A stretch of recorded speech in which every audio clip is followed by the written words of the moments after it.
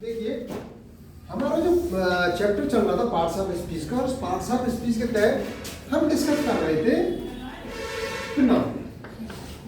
Pronoun में हम पहले तुमको 5 प्रोनाउंस के बारे में डिस्कस कर चुके हैं। जैसे उसमें पहला था पर्सनल प्रोनाउन, सेकंड था पजेसिव, थर्ड था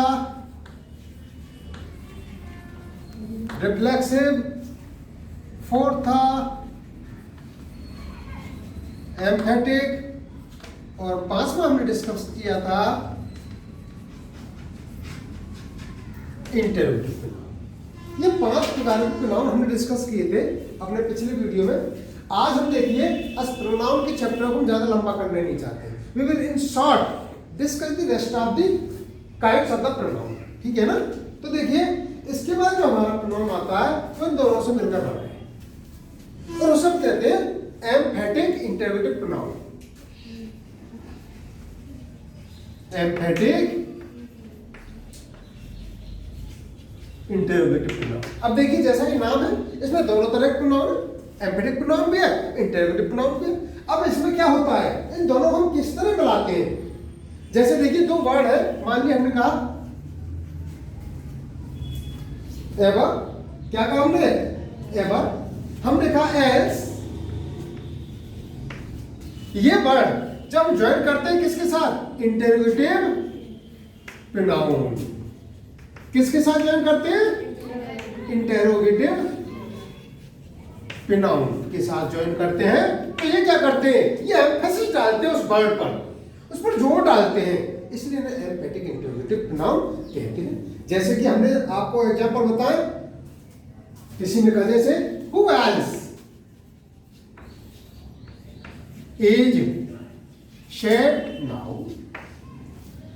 तो देखिए who interrogative pronoun, else emphatic pronoun, दोनों को मिलकर जो वर्ड बना और ये एम्फेसिस डालता है वर्ड पर और एक मेनली इमोशंस को शो करने के काम आते हैं एम्फेटिक इंटरोगेटिव प्रोनाउन, ठीक है ना। अच्छा अब देखिए इसके बाद है डिमॉन्स्ट्रेटिव। डिमॉन्स्ट्रेटिव प्रोनाउन ये क्या करते हैं, these are used to point out something, किसी चीज को शो करने के लिए किस अवस्था में है, कहां पर है, ये हम डिमॉन्स्ट्रेटिव प्रोनाउन काम में लेते हैं। इसके अंतर्गत वर्ड आते हैं जैसे डिश है, दैट है, दीज है, दोज है। जैसे हमने कहा दिशी, that is yours, this is my pen, this is a boy, this is a girl, that's do. ये सब क्या है, ये डिमॉन्स्ट्रेटिव प्रोनाउन है। इसके बाद देखिए relative pronoun, just a minute.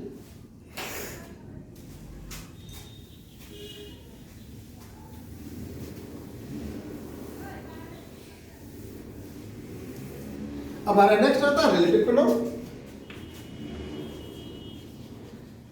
Relative pronoun, ये रिलेटिव प्रोनाउन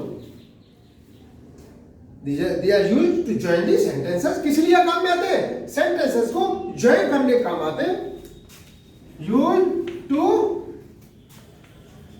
join sentences। अब चूंकि ये सेंटेंसेस को जोड़ते हैं तो देखिए जो सेंटेंसेस जोड़ते हैं, मैंने सब जब पार्ट्स ऑफ स्पीच कराया था तो तुमको एक शब्द और दिया था मैंने, कंजंक्शन। तो इनको हम रिलेटिव प्रोनाउंस को प्रोनाउंस भी कहते हैं और कंजंक्शन भी कहते थे। ये कंजंक्शन के रूप में भी काम करते हैं और प्रोनाउंस के रूप में भी काम करते हैं। जैसे कि अगर हम कोई एग्जांपल है, हम कहें this is the girl who won the prize। अब देखिए ये वर्ड किसके लिए आया है, गर्ल के लिए। इसका एंटीसीडेंट कौन है, गर्ल, ठीक है ना। और ये 2 सेंटेंस ये गर्ल के बारे में कहता है हमको, हु वन द प्राइज। तो ये क्या हुआ, हमारा रिलेटिव प्रोनाउन, ये जोड़ रहा है, ये गर्ल के बारे में जो डिस्क्राइब कर रहे हैं उसको हमें बता रहा है। अगला है डिस्ट्रीब्यूटिव।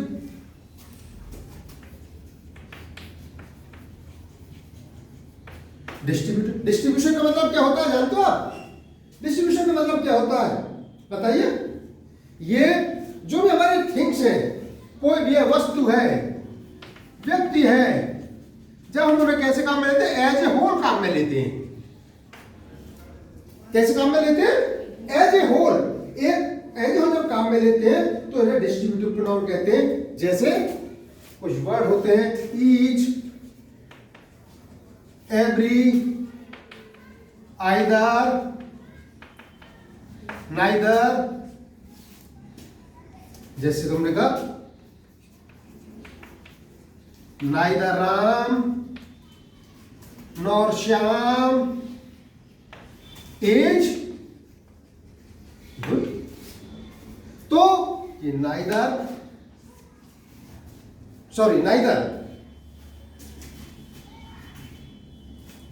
ये हमारा क्या हो गया?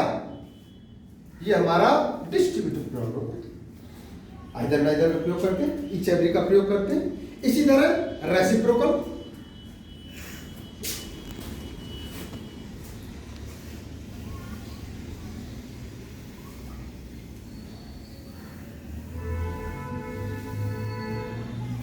अगला है रेसिप्रोकल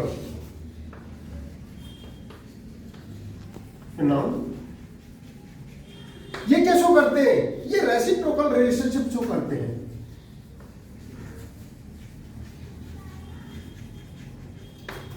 क्या शो करते हैं? Reciprocal relationship. ये रेसिप्रोकल रिलेशनशिप क्या कहलाता है? ये होता है पारस्परिक संबंध। क्या होता है ये? पारस्परिक संबंध। जैसे ये इसके लिए कुछ वर्ड होते हैं, जैसे हमने कहा ईच अदर, वन अनदर। ये वर्ड सुने या नहीं सुने आप लोगों ने? सुने या नहीं सुने? सुने? यस। जैसे किसी ने कहा Radha and Meera are very fond of each other. ये क्या राधा और मीरा का संबंध शो करता है? संबंध शो करता है नहीं करता है? जब संबंध शो करता है तो इसे क्या कहते हैं? Reciprocal pronoun. अब इसी तरह लास्ट होता है हमारा इंडेफिनिट प्रोनाउन। देखिए नाम से स्पष्ट है, which is not known, which is not known,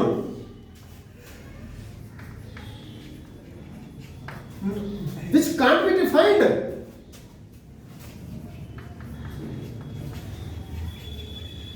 वो क्या कहलाता है? हमारा इंडेफिनिट प्रोनाउन कहलाता है। अब देखिए इंडेफिनिट को भी हम फर्दर डिवाइड कर सकते हैं। इंडेफिनिट जैसे हम सम ले ले,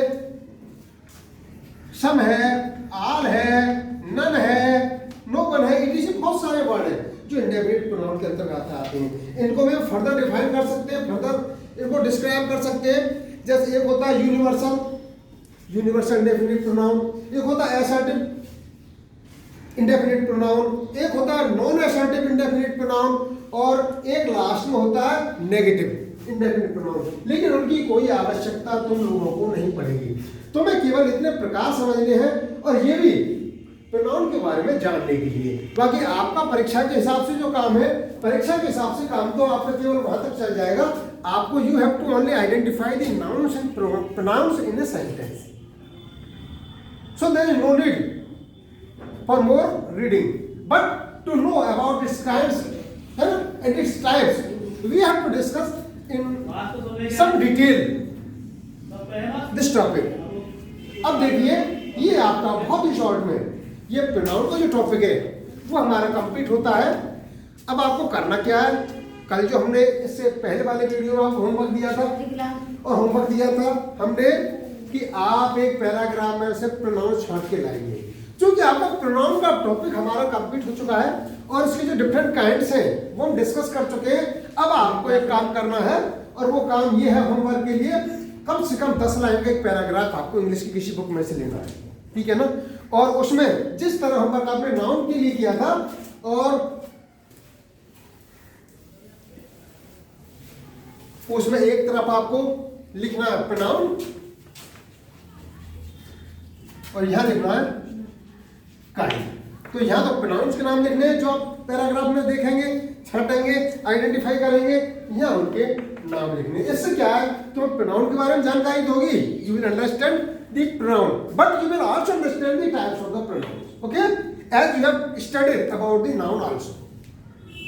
इससे आपको सारी चीज समझ हो जाएगी और शायद इस टॉपिक को आप हमेशा याद रखेंगे, भूल नहीं पाएंगे, ठीक है।